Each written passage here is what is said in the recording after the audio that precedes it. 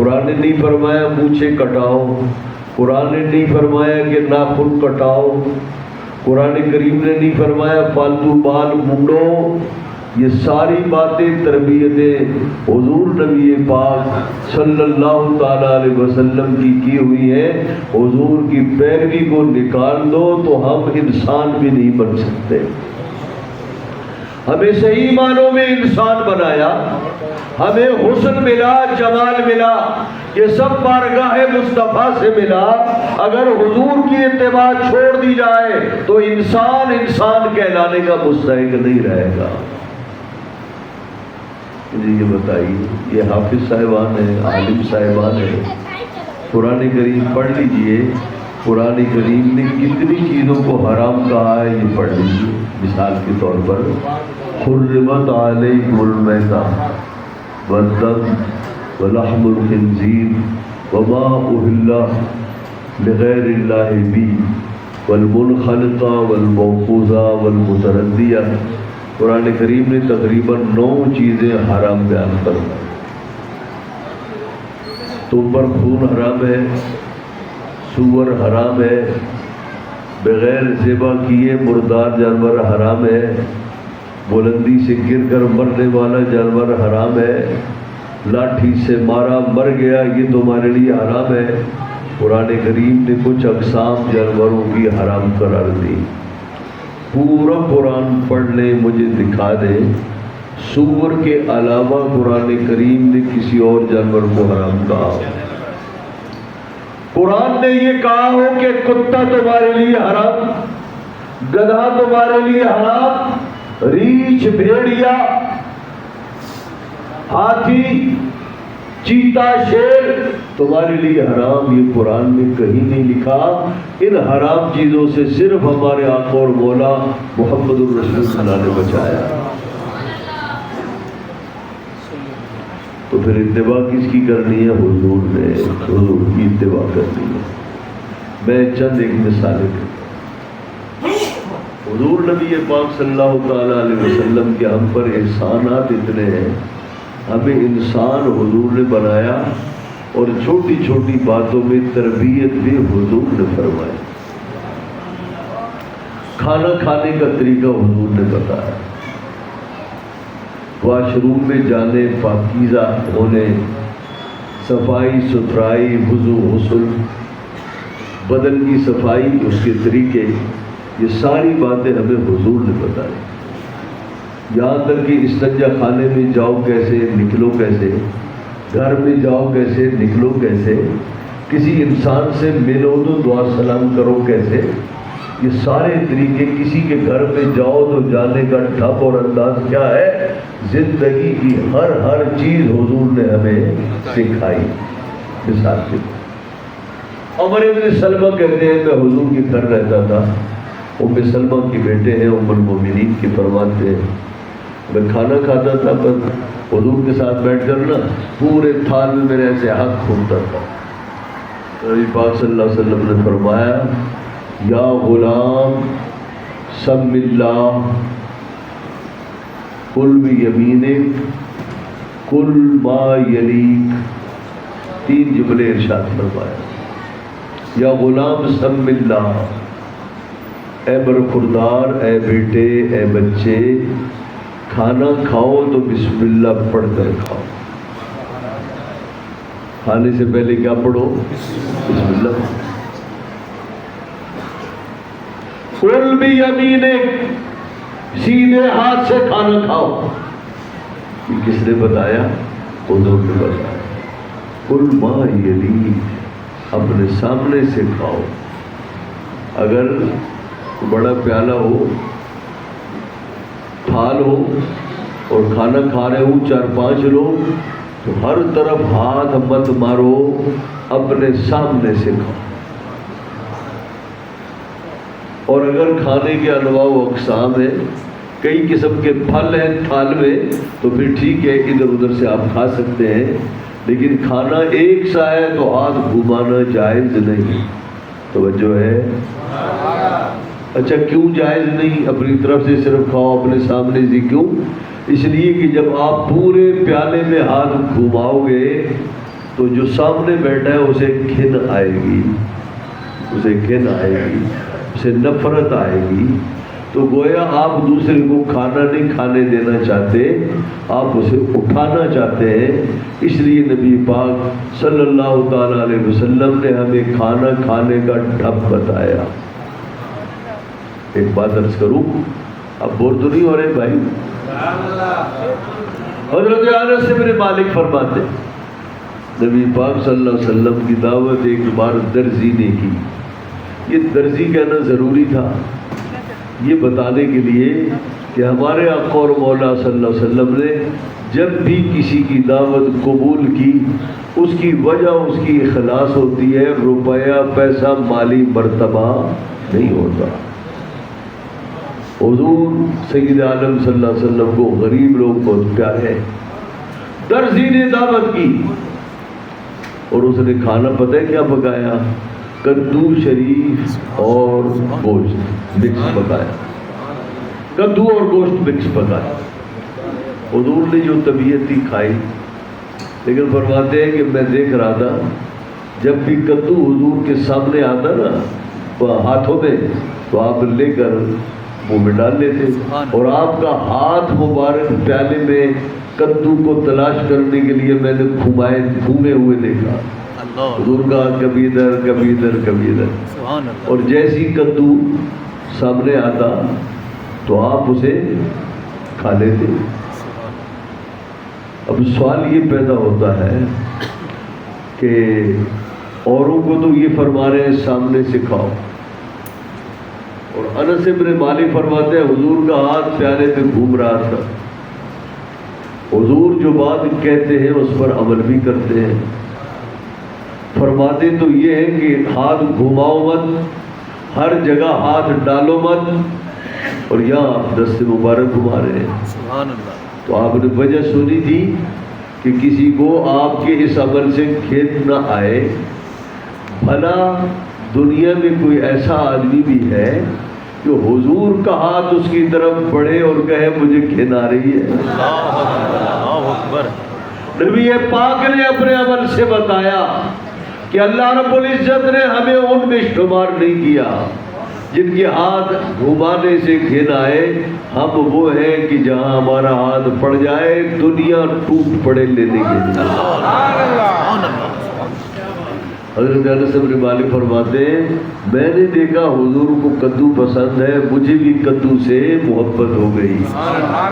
یہاں میں ایک علمی لطیفہ عرض کروں، ہمارے استاد ہیں علامہ عبد المصطفیٰ الازہری رحمہ اللہ، تو مجھے یاد ہے وہ فرماتے تھے کہ جب میں نے کدو کی یہ فضیلتیں اور حضور کی پسند کو سنا اور پڑھا تو دل میں ایک خیال آتا تھا، ایک خیال آتا تھا۔ کیا خیال آتا تھا؟ خیال یہ آتا تھا حضور کو کدو پسند ہے، معلوم نہیں اس پسندیدگی کی وجہ کیا ہے۔ اس لیے کہ ہمارے ہاں اگر بچوں کو کہو کدو بنایا تو وہ کہیں گے آلو بناؤ، میں آلو کھاؤں گا، بازار سے میں چھولے منگوا لوں گا، لیکن وہ کدو کھانا پسند نہیں کرتا۔ نوجوان بھی پسند نہیں کرتا۔ کون کرتا ہے؟ یا بوڑھا کرتا ہے یا بیمار کرتا ہے۔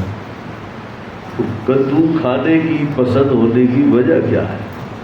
استاد علامہ حضری صاحب فرماتے تھے یہ بات ہماری سمجھ میں نہیں آتی تھی۔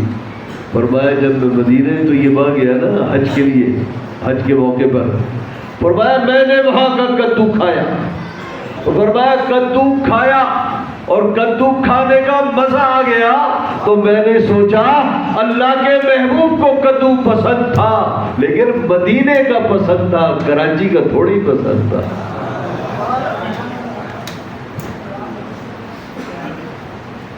کہاں کا پسند تھا؟ مدینے کا تھا، کراچی کا نہیں تھا، بہاولپور کا نہیں تھا۔ آپ یہاں کا کدو دیکھیں اور مدینہ پاک کا کدو دیکھیں، نہ شکل ایک جیسی، نہ صورت ایک جیسی، نہ سیرت ایک جیسی۔ آپ میں سے کسی نے مدینہ طیبہ میں کدو خریدا ہے؟ دیکھا ہے؟ چلے آپ اگر جائیں تو دیکھ لیجئے گا، سبزی مارکیٹ جائیے گا، آپ کو کدو اتنا بڑا ملے گا جیسے ہمارے ہاں پیٹھا ہوتا ہے، پیٹھا جانتے ہیں آپ لوگ؟ پیٹھے جتنا بڑا، اس کی شکل بھی پیٹھے جیسی، اس کا کلر بھی پیٹھے جیسا، ہاں ذائقے میں فرق۔ تو جب میں نے اپنے استاد صاحب سے سنا اور میں اپنی فیملی کے ساتھ عمرے کے لیے گیا تو الحمدللہ میں نے مارکیٹ میں جا کر کدو خریدا۔ میں نے بیوی سے کہا کدو بناؤ بالکل سادے انداز میں جیسے دیہاتوں میں پکتے ہیں۔ واللہ العظیم میں نے ایسی لذیذ سبزی میں نے بھی نہیں کھائی۔ سبحان اللہ۔ تو حضور کو کدو پسند ہے۔ حضور نبی پاک صلی اللہ تعالیٰ علیہ وسلم نے کھانے کے آداب میں ایک ادب یہ ارشاد فرمایا، بن بلائے کھانے کے لیے مت جاؤ۔ تو جو ہے بغیر بلاوے اور دعوت کے دعوت پر مت جاؤ۔ اسے کیا کہتے ہیں جو بغیر دعوت کے بغیر بلائے بن بلائے مہمان کو کیا کہتے ہیں ہماری زبان میں؟ اردو میں کہتے ہیں طفیلی۔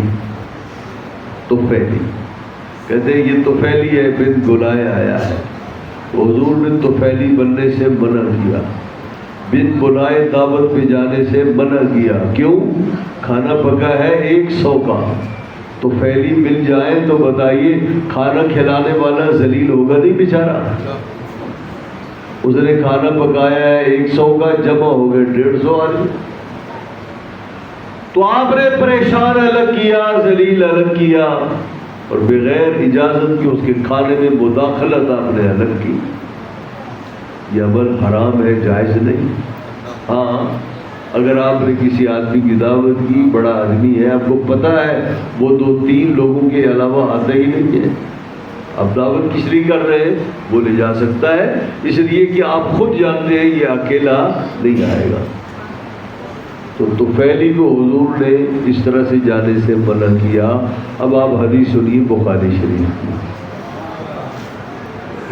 جابر بن عبداللہ انصاری فرماتے ہیں اپنی بیوی سے، میں محسوس کرتا ہوں حضور کے چہرے پاک میں کہ آپ کے چہرے میں بھوک کے نشانات ہیں، میں محسوس کر رہا ہوں حضور نے کئی وقت سے کھانا نہیں کھایا۔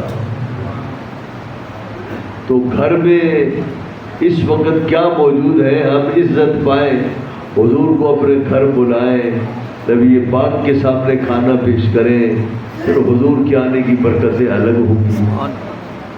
تو آپ کی بیوی نے کہا 6 ماہ کا یہ بکری کا بچہ ہے، اور گھر میں 1 سا کے معنی 4 کلو جو موجود ہے، جو کا غلہ ہے 4 کلو، اور 1 بکری کا بچہ ہے۔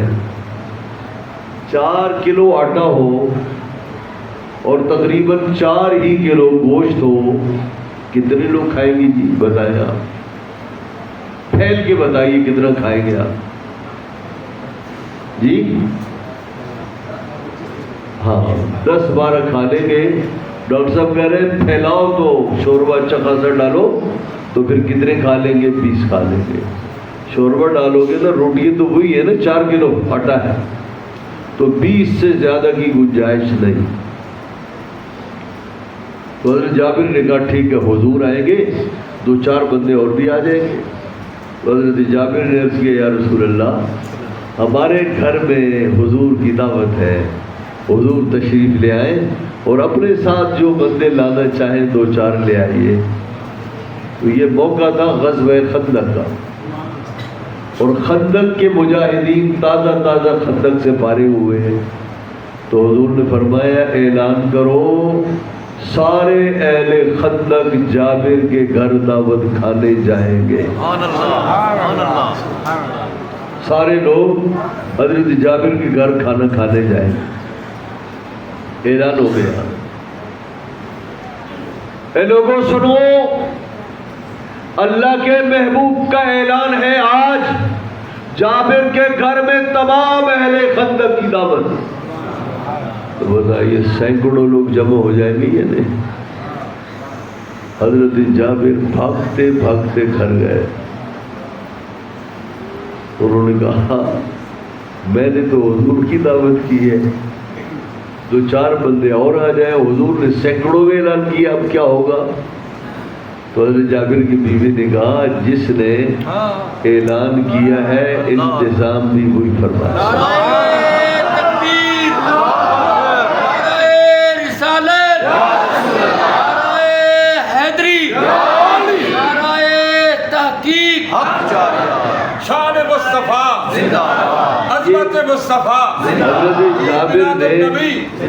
حضرت جابر نے اب ہانڈی نہیں رکھنی تھی، یہ سب پک چکا تھا، ہانڈی پک چکی تھی، بس صرف روٹیاں پکنا تھی.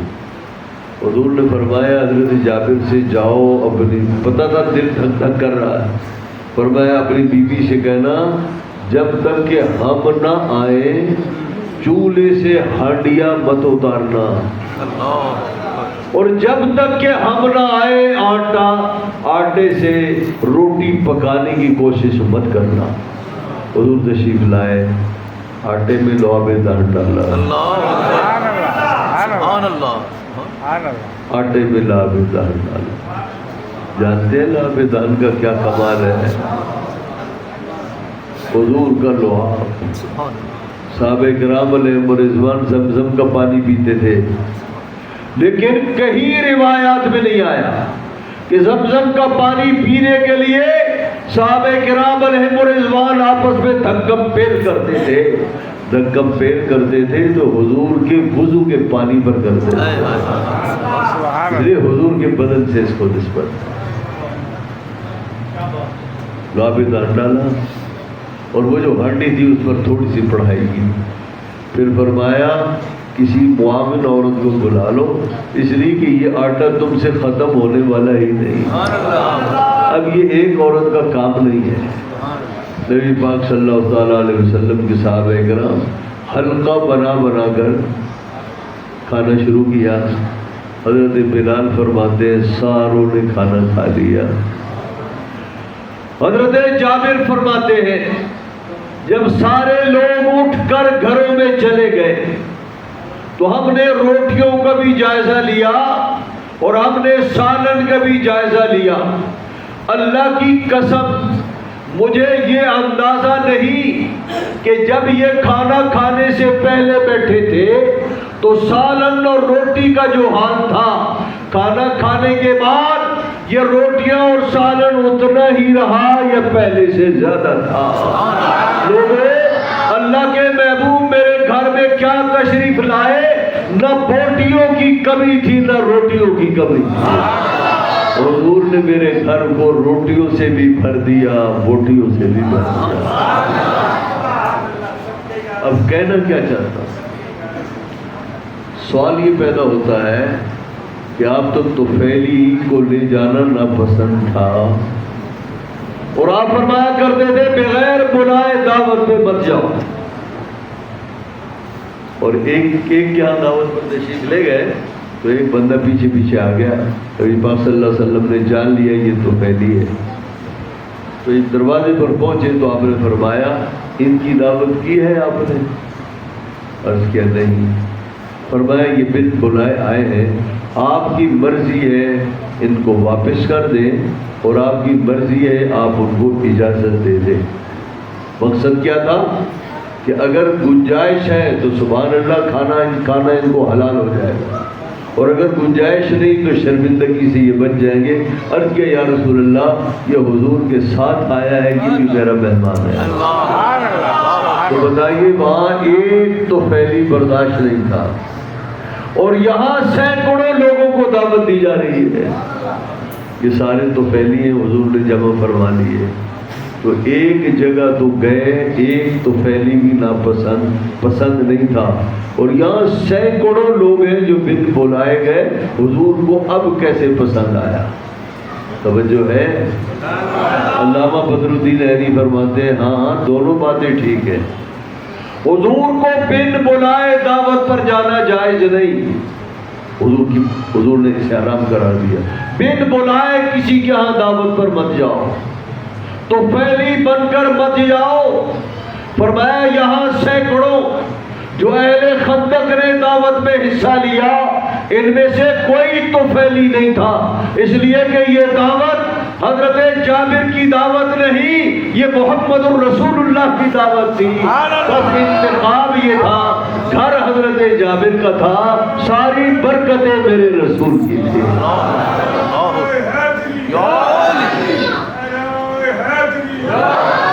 کسی کی دعوت ہو تو طفیلی کو نہیں لے جا سکتے، اور اپنی دعوت ہو پھر جس کو چاہو لے جاؤ. پھر طفیلی کہاں سے آیا؟ یہاں کوئی طفیلی نہیں، اس لیے کہ دعوت بھی حضور کی ہے، مہمان بھی حضور کے ہیں.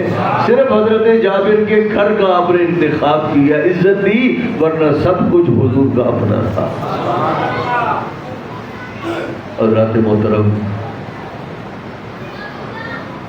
یہ ہے اللہ رب العزت کا فرمان، ان کنتم تحبون اللہ فاتبعونی یحببکم اللہ. اب آئندہ سے اپنے بچوں کی یہ تربیت کیجیے اور خود بھی اس تربیت میں آئیے. کھانا کھانے سے پہلے بسم اللہ پڑھیے، اپنے بچوں کو بسم اللہ پڑھنے کی عادت ڈالیں، انہیں کھانا کھلانے کی تمیز انہیں سکھائیں. اور جیسے نبی پاک صلی اللہ علیہ وسلم کی عادت ہے، جب لکھنے کی باری آئے تو کوشش کریں کہ وہ سیدھے ہاتھ سے لکھے، اور جب کام کرنے کی باری آئے تو کوشش کریں کہ وہ سیدھے ہاتھ سے کام کرے. یہ نبی پاک صلی اللہ علیہ وسلم کو پسند تھا. آپ سیدھے ہاتھ سے کھانا کھاتے، آپ ٹیک لگا کر کھانا نہیں کھاتے. جب کھانا کھاتے تو بھوک باقی ہوتی اپنا ہاتھ مبارک کھینچ لیتے. اگر آپ ان سنتوں پر عمل کریں، میں پورے وثوق سے کہتا ہوں، برکتیں اپنی جگہ ہوں گی، بیماری نام کی کوئی چیز آپ کے قریب نہیں آئے گی. سبحان اللہ. آخری بات، نبی پاک صلی اللہ علیہ وسلم سیدھے ہاتھ سے کھانا کھاتے اور لیتے بھی سیدھے ہاتھ سے، دیتے بھی سیدھے ہاتھ سے. اور اگر کوئی الٹے ہاتھ سے کام کرتا تو آپ ٹوک دیتے تھے. ایک محفل میں تشریف فرما تھے تو ایک صاحب نے سیدھا ہاتھ زمین پر ٹیکا ہوا تھا، الٹے ہاتھ سے کھانا کھا رہے تھے. نبی پاک صلی اللہ علیہ وسلم کو ناگواری ہوئی. آپ نے فرمایا کل بیمینک، سیدھے ہاتھ سے کھانا کھائیے. اس شخص نے تکبر میں آ کر کہا لا استطیع، مجھے سیدھے ہاتھ سے کھانے کی طاقت نہیں ہے. تو حضور نے فرمایا اچھا مستطاعت، پھر کبھی طاقت آئے گی بھی نہیں. بس اس کا یہ کہنا تھا، یہ سیدھا ہاتھ اس کا مارا گیا. پتہ چلا شریعت مطالعہ کے ساتھ اکڑ تکبر مدانت جائز نہیں، ورنہ اللہ تعالیٰ کی طرف سے پکڑ میں آدمی آ سکتا ہے. تو سیدھے ہاتھ سے کھانا کھائیے. نبی پاک صلی اللہ علیہ وسلم نے فرمایا، اور اللہ فرماتا ہے اے لوگوں، محبوب فرما دو ان لوگوں سے، میں کہتا ہوں فرما دو کہ اگر اللہ سے محبت کرتے ہو تو آؤ میرے دامن اطاعت اتباع کو تھام لو. میرے دامن کو تھامو گے تو یہ اللہ کی اطاعت کہلائے گی. تم صرف خدا کے محب نہیں، اس کے بدلے میں تم خدا کے محبوب بن جاؤ گے. محبوب خدا کے طریقے کو اپنانا یہ اللہ کے یہاں محبوب بننے کا بہترین طریقہ ہے. تو اللہ رب العزت ہمیں حضور کی سنتوں پر، طریقے پر، آپ کی اتباع پر، آپ کی اطاعت پر چلنے کی توفیق عطا فرمائے. اپنے بچوں کو بھی اسی ڈگر پر لے جانے کی توفیق عطا فرمائے. اور اللہ کریم آپ کی آمد کو، محفل میلاد کو، ہمارے ساتھی جنہوں نے اس کا اہتمام کیا، اللہ کریم اپنی بارگاہ میں آپ کا یہ عمل مقبول فرمائے. وآخر دعوانا الحمدللہ رب العالمین. شمع بز میں ہدایت پہ لاکھوں سلام. شمع بز میں ہدایت پہ لاکھوں سلام. جی سہانی گھڑی چمکا طیبہ کا چاند. جی سہانی گھڑی چمکا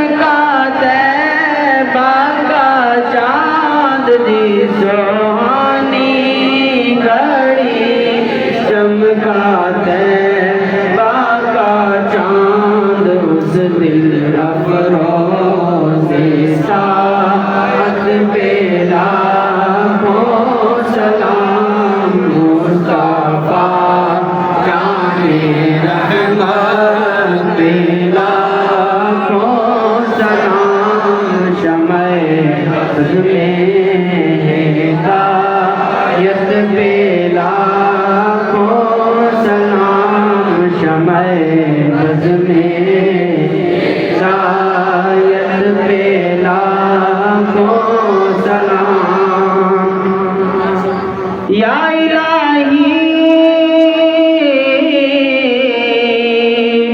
واسطہ آمد رسول یہ سلام آج جانا ہو قبول السلام علیکم یا رسول اللہ السلام